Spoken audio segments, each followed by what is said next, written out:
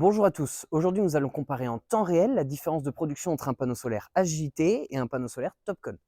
Donc sur ma droite, j'ai un panneau solaire de la marque Hyundai.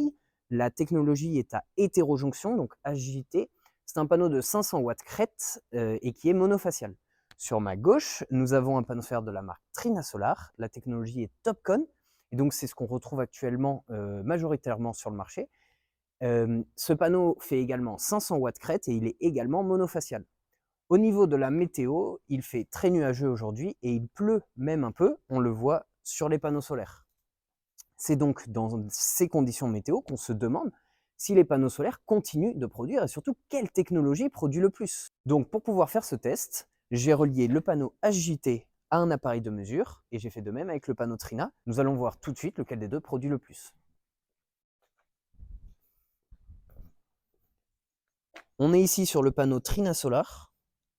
Hop, j'enlève un peu la pluie.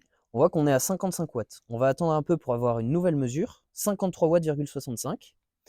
Et maintenant, on passe sur le HJT et on voit qu'il est à 72 watts. Si on attend un peu pour avoir une nouvelle mesure, on passe à 70 watts. En fonction des conditions météorologiques, on va observer un écart de 10-20% jusqu'à 50%. C'est un écart qui n'est pas négligeable, surtout quand on rapporte ça au nombre de panneaux solaires et à la durée pendant laquelle les panneaux solaires vont produire, c'est-à-dire 20 à 30 ans. À noter que ces panneaux solaires font tous les deux 500 watts crête, cela signifie que plus la météo, plus les conditions météorologiques vont être bonnes, plus l'écart va s'amoindrir, puisque 500 watts crête signifie qu'ils produiront chacun 500 watts dans les conditions optimales.